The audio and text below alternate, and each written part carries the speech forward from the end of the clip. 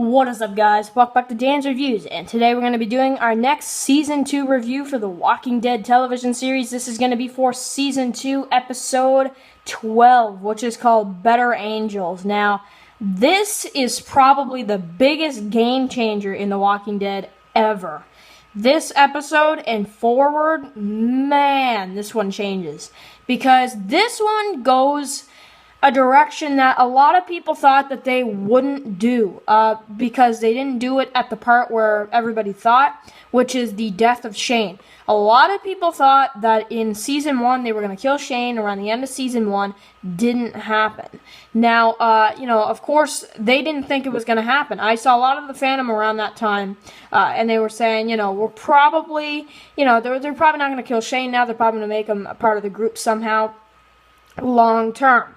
But obviously that does not happen. They do their own Shane death in the TV series. They expand his character, and this is probably my favorite episode with Rick and Shane, where we do see a definitive Rick or Shane, and it is Shane who dies. Now this is sad. So let's just talk about the beginning of the episode, and then we'll go to the end. But basically, you have the funeral for Dale. I like how Rick says, Dale could get under your skin. You sure got on our mind, because he wasn't afraid to say exactly what we thought, the truth. That kind of honesty is rare and brave. Sometimes I'd look at Dale. He'd be looking back to me with that look he had. We all seen it one time or another. And I like when he says that, because Dale has that face, that Dale face people make fun of. So I like that.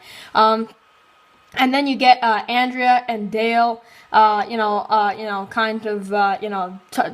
about how Andrea cared for Dale, and Glenn gets his moment saying, I cared for him, and all that kind of stuff. Just really sad. And you get everybody moving into Herschel's house, which is another good part. I like when Rick's like, Andrea, when I'm out, help Herschel keep an eye on things around here. And she's like, you want me to babysit Shane? And that type of deal.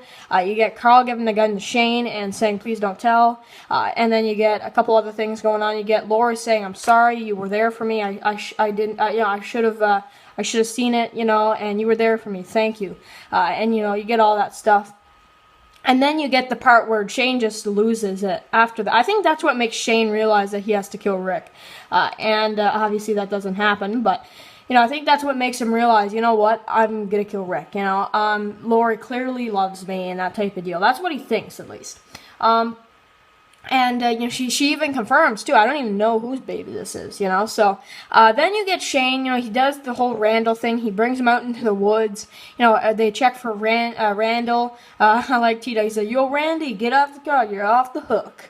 And then he comes in, he's like, oh, no, And then you cut to the scene where, you see, Shane and Randall, and they're in the woods. And then he basically kind of tricks him and saying, oh, I'm on your side now. And then, of course, he snaps his neck and kills Randall. I'm like, oh, man. Dude, that's just crazy, man.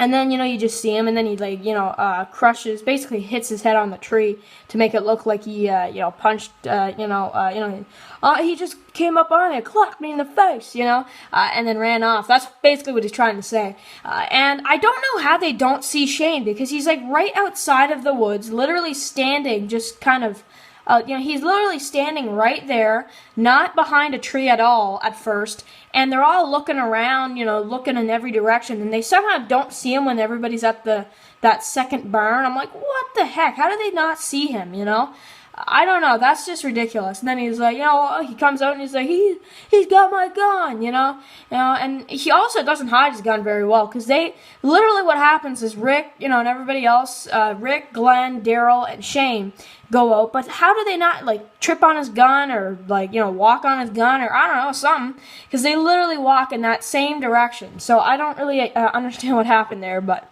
that whole scene seemed kind of messed up, to be honest. But anyway, this part is awesome, because you get, Daryl and Glenn, who split off, and Rick and Shane go off. And then you get the part, and I like how before they go up to this hill, right, when everything happens, they're in the woods, and you can see the hill from a distance, and, you see Rick, and he's looking at Shane, and he's like, why are you heading back to the farm, and Rick gives him that look, he's like, oh, man, I don't want to have to do this, but, Rick knows, he's not stupid. He knows what Shane's up to. He even says to Lori in the next episode, he says, after a while, I knew what he was doing, what he was up to, And I think this is the part that he was talking about. But anyway, they go up, and then Shane just lets it all out, and he's basically saying, I'm a better father than you, Rick, because I'm a better man than you, Rick, and then you come back here and you destroy everything, and you get this whole thing, and then Rick just takes his gun out, and he's like, nice and easy, and then you get the part where he just stabs Shane and puts him down, and I'm like, oh, man.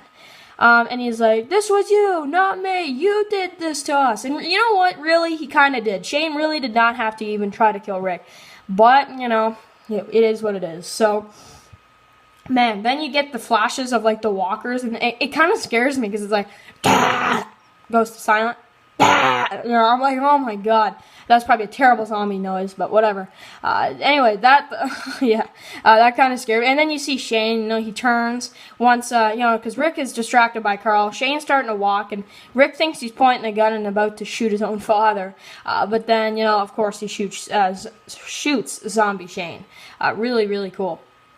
And then you get the whole Walker herd who starts heading out to the farm and starts going to the farm. And that is one heck of a cliffhanger. And I love the outro music that they use for this one, right? They use the outro music for The Walking Dead. It's like a real slow, and then they just like pan out and you see this huge herd.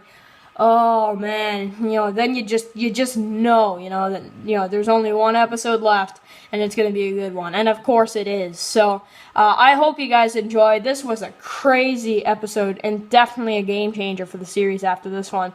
And I really like how everybody thinks that Rick's a monster in the next episode, but Daryl's the one that doesn't see Rick as a monster. He's the one that trusts Rick, and he never doesn't trust Rick. And that is why I love Daryl so much in the series. That's one of the main reasons why I like Daryl. Yeah. So, anyway, guys, make sure to write your comments below. My review for the season finale will probably be up either tonight or tomorrow. And I will see you guys really soon. Peace.